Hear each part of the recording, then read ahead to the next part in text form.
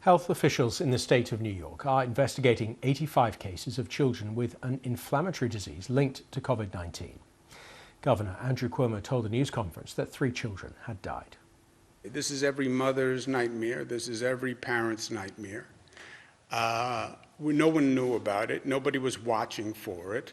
You know, it's the same story of this virus from day one. We've notified the CDC. We're watching it for the CDC. The CDC will communicate.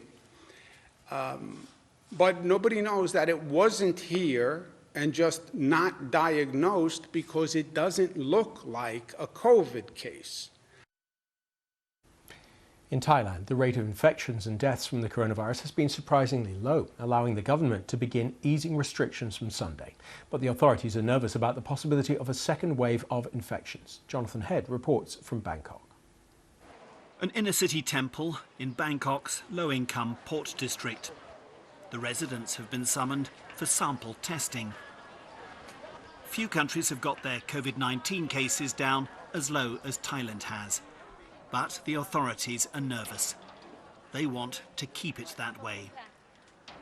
Thailand doesn't have the testing capacity of countries like South Korea, so the government is focusing on any areas it views as high risk, like this one, to prevent or discover early any further outbreaks of the virus.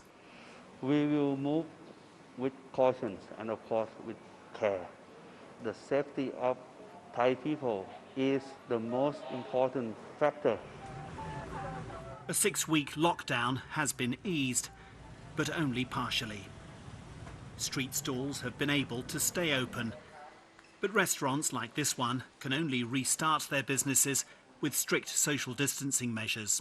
Normally we have 11 tables for about 30 customers on this floor, but now we just have 1, 2, 3, 4, 5, 6 tables available, just for 6 customers. Panawat reckons he can only keep going another 3 or 4 months like this.